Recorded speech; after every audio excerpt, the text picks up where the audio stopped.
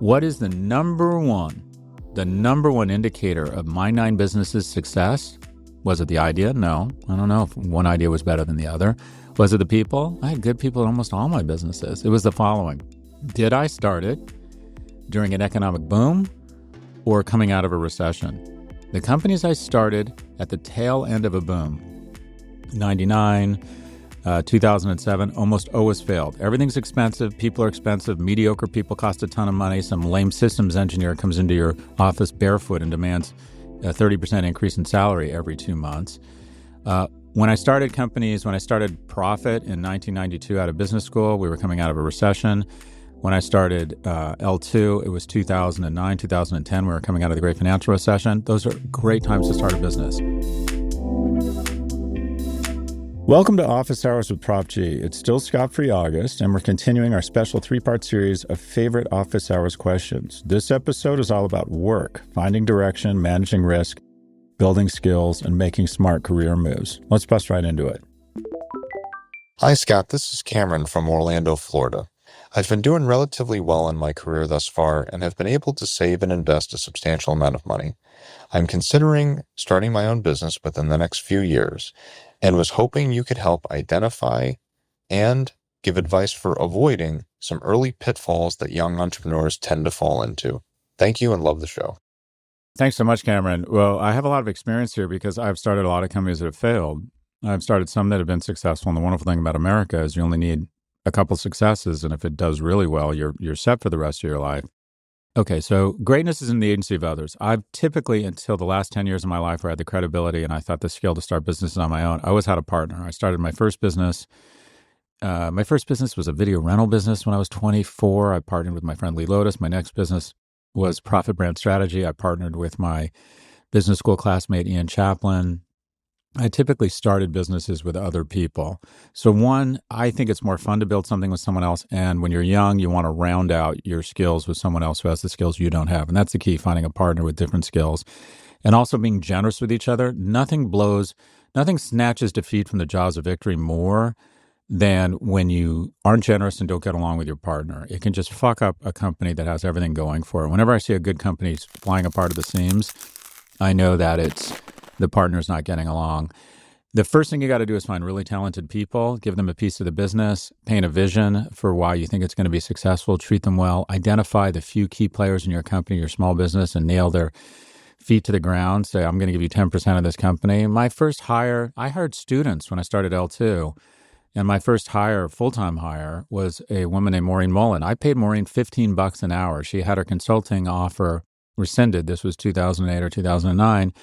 I started her, I think, at $15 or $20 an hour. She was so good. I said, look, I don't have the money to pay you a market competitive salary, but I'm going to give you 10% of the company. Fast forward 7 years later, we sold for $158 million. So things worked out for her.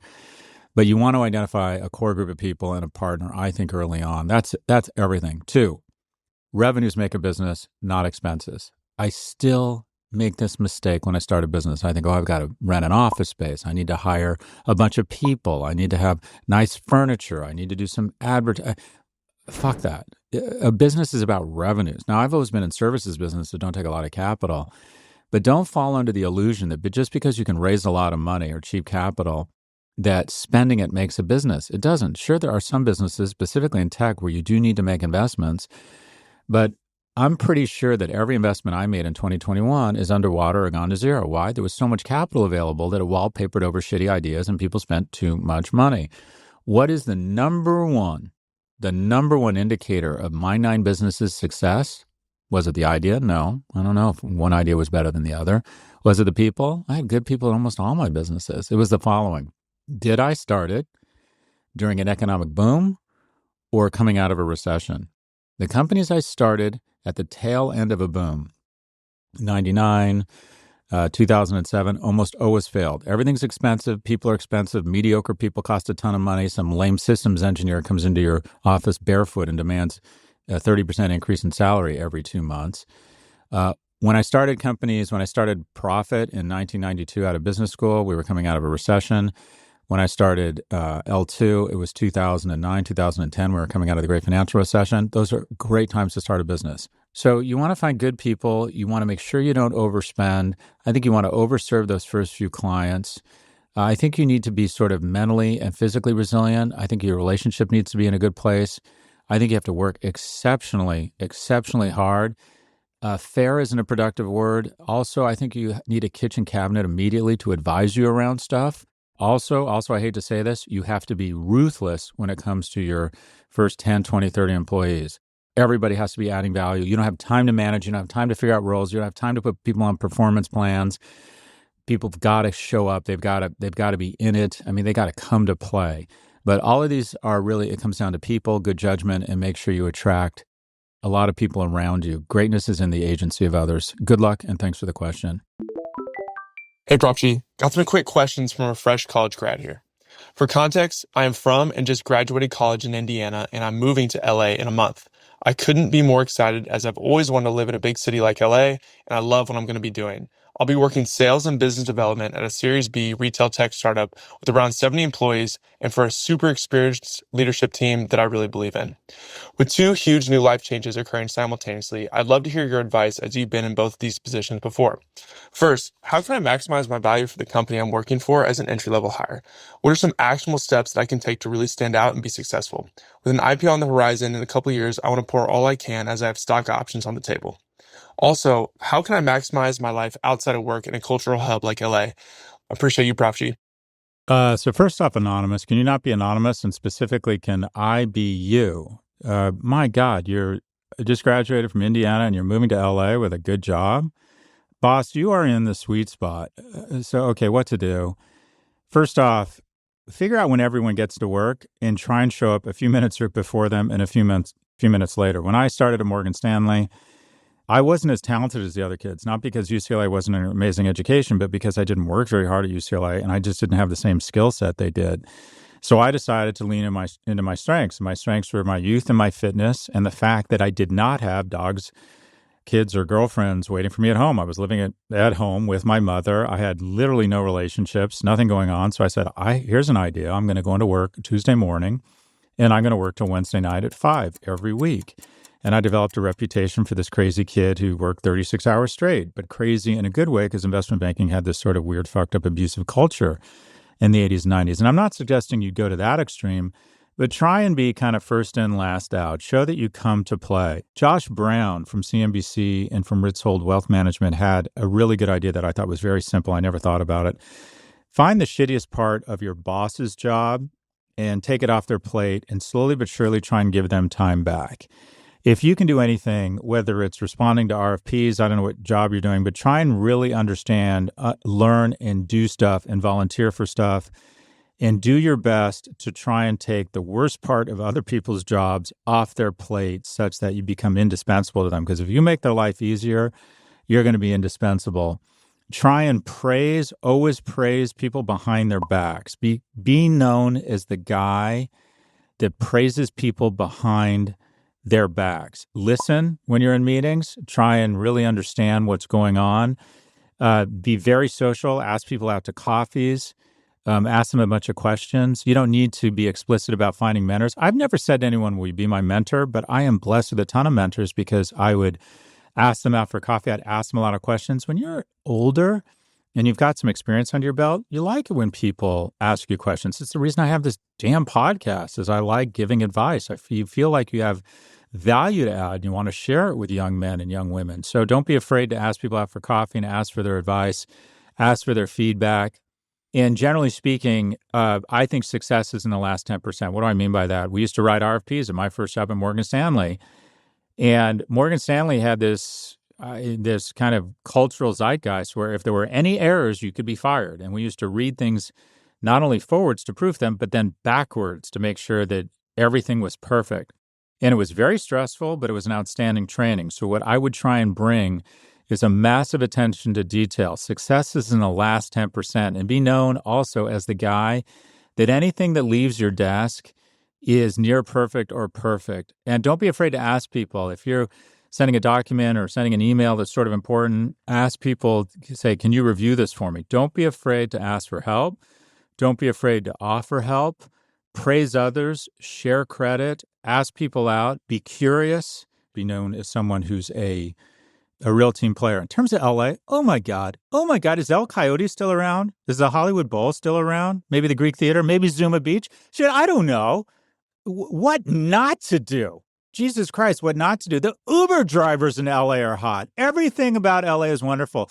Maybe go to the counter at Beverly Hills Hotel and tell them that Scott Galloway sent you. I don't know. Maybe go to the Polo Lounge on a date, order a drink or two. Maybe go to the, I don't know. Jesus Christ, there are so many amazing things to do in LA. I love the influence that Mexican culture has had on LA. I love the fabulousness of the entertainment industry. I don't know, take a run on the beach, maybe go down to Shutters, have a little drink down there on La Playa de Los Angeles. Boss, you're going to get into so much trouble there. It is such a wonderful place to live. You are in the sweet spot of your life. Be kind, work your ass off. Also get someone with really good taste to buy you kind of 5 good work outfits. I don't know if it's a suit or whatever. So you have a uniform. You don't need to think about it, but you look competent. Take pride in your appearance. Try and find time for exercise. Jesus Christ, I've got 25 hours planned of every day. Let me finish where I started. It is really good to be you, Indiana. I'm 24 and working in advertising as a visual effects artist at a small but successful studio in New York. I graduated 2 years ago with a degree in visual effects and chose a job in advertising over some lesser paying jobs in film and TV. I've just read the chapter of your book about finding your talent, and I'm trying to identify where I draw the line between my own talent and passion. But I'm wondering if you have any advice for young people whose passion and talent seem to be awkwardly blurred together. How do you go about separating them to avoid, as you said in the book, letting the work spoil the passion? And is there a way of balancing both on a schedule you can't control? So Ryan, if you're doing something you're good at and you like, maybe you don't even love it at this point, it's hard to find something you love at a young age because generally at a young age, it means you're doing the shit work. You're doing the work that no one else wants to do. You're editing stuff. You're writing the copy. Your bosses get to show up late, but you don't. It sounds to me like you're kind of where you should be. And that is you're getting good at something and ask yourself, could I be great at it? And if you can be great at it, what I can promise you with near certainty is that if you become great at it, you're going to become increasingly passionate about it. Because the accoutrements of being passionate about something, the camaraderie, the economic security, the prestige, the achievement, the ability, or just the recognition when you produce something great with a team of people, it feels really good. I think it'll make you passionate about whatever that is. I think passion comes from mastery. So, a couple things. One, look at the space you're in and think, am I learning a lot? Am I learning a lot at this company? Do I have senior level sponsorship? Is the firm doing well? Is it a good culture? Do they pay me fairly? Is there a path? Has someone taken an irrational interest or at least a real interest in my future and is coaching me? All of these things are important to ask yourself at a specific organization. Separate that, the organizational components, to do I like this field? Am I good at it? Could I be great at it? And it strikes me that your industry is going to go through tremendous disruption. A friend of mine has invested in an Indian special effects company that uses technology to bring down the cost. I think they did a lot of the special effects for Dune, and instead of it costing $10 million, it cost, 3 or 4 or 7, I don't know what it is. But your ability as a young person, your brain is more agile, more neuroplastic, whatever the term is, to absorb new technologies and then apply them or cut a swath between technology and creativity and be great at visual effects and be more efficient. I think that is a fantastic seat. So I'd just be careful. I think a lot of young people think, well, I'm not loving my job or I find it difficult. Well, there's a word for that, work. And I don't care how romantic the industry is. If you're going to be good at something and really, I think there's just a ton of stress and work involved. And it sounds to me like you found a good seat for yourself. So how do you balance both? I don't know, boss. I hate the word balance. I think at the age of 24, this is what I would do if I were you and I were blessed with a career that it sounds like you're pretty good at and that is growing, or I think visual effects are going to grow. Just one quick side note, design media for a smaller screen. You don't want to be in the movie effects business. The movie business is going to get smaller and smaller. The TV business is going to be fine. It's going to be a huge business, but it's not going to grow. But if you can be great at capturing people's imagination with effects or figure out a way to do things for the small screen, specifically the phone, that is champagne and cocaine. Anyways, Be the guy that really understands the intersection between creativity, storytelling, and technology. But it sounds to me, Ryan, like you're in a pretty good seat. And also, don't be hard on yourself. Recognize that at the age of 24, the majority of people have no fucking idea what they want to do. You know what I was doing at 24? I was deciding not to stay in investment banking and moving back in with my mom. And I had absolutely no idea what I wanted to do with my life. And then when my best friend and my girlfriend said they were applying to business school, I'm like, well, I'll apply to business school then. With a 2.27 GPA from UCLA, I applied to business school. Go figure, Ryan. Definitely be that guy who understands the intersection of technology, creativity, and storytelling. Thanks for the question, Ryan.